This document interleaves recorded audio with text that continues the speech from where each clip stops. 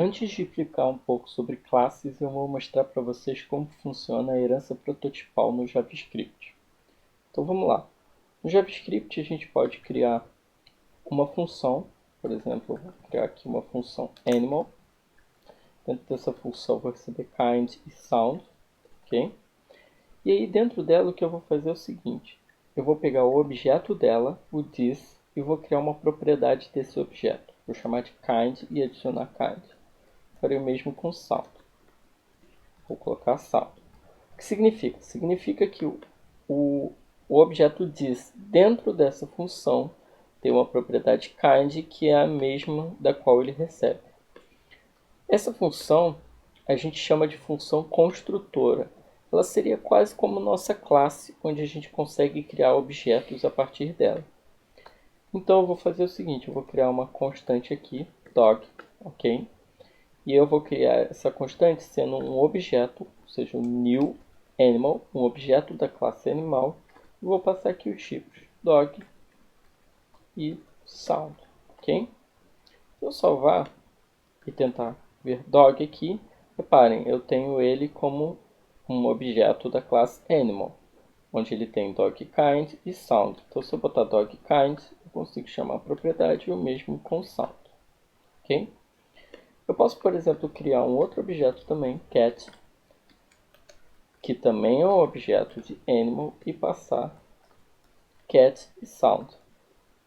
Agora eu também tenho cat, o cat kind e o cat sound, ok? Se vocês repararem, quando eu boto cat ponto, eu já tenho até algumas outras propriedades aqui, certo? E quando eu também coloco, por exemplo, uma string, eu boto ponto, reparem que eu tenho várias outras propriedades, tipo index of, font color, fixed, char@. Todas essas propriedades são métodos que são métodos estendidos do protótipo da string. Por exemplo, eu vou criar aqui uma variável ar, um array, 1, 2, 3, ok? E se eu chamar o ar, reparem que aqui em proto ele diz array, e ele bota o array com maiúsculo. Por quê? Eu tenho um array, ar é um elemento do tipo array, e ele herda todos os métodos do prototype de array. Então, todos esses métodos aqui vêm do prototype array. O mesmo que pode acontecer aqui. Por exemplo, eu tenho animal, e aí eu posso criar dentro de animal uma função dentro do prototype. Por exemplo, uma função hello, ok? E nessa função hello eu posso botar, por exemplo, console log hello, ou melhor, vou botar o sound do animal, this sound, I am this kind, ok? E se vocês repararem, opa, this sound, I am a kind, opa, eu digitei prototype errado, pronto, agora funcionou. Se vocês repararem agora, eu tenho dog, e dentro de dog, reparem que eu tenho o método hello. E se eu chamar esse método hello, eles botam sound I'm a dog. Opa, é porque eu digitei this sounds. Não é sound aqui, né? Seria tipo au au. E aqui miau. Ok?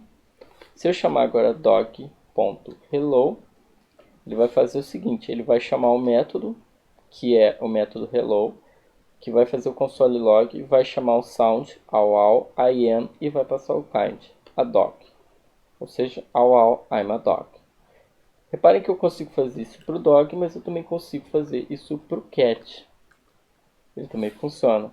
Ou seja, eu tenho um método e esse método pode ser utilizado por vários objetos dessa classe animal.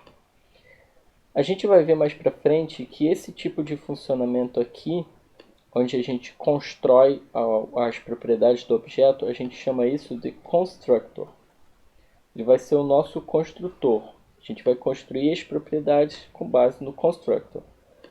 Essa função aqui, que é a função responsável por criar um novo objeto, a gente tem como classe. Vai ser a nossa classe do qual a gente vai criar os nossos objetos. E esses métodos aqui, por exemplo, o hello, vai ser só um método. Vai ser um método, só que um método interno à classe. Ok? Então ele vai funcionar basicamente muito parecido com isso aqui, até porque a forma de classes dentro do JavaScript é utilizada de forma prototipal, então ela vai funcionar basicamente assim, mas é bom você entender como funciona a herança prototipal antiga no S5 para que você possa ver o S6 e ter um entendimento melhor do que são aquelas coisas.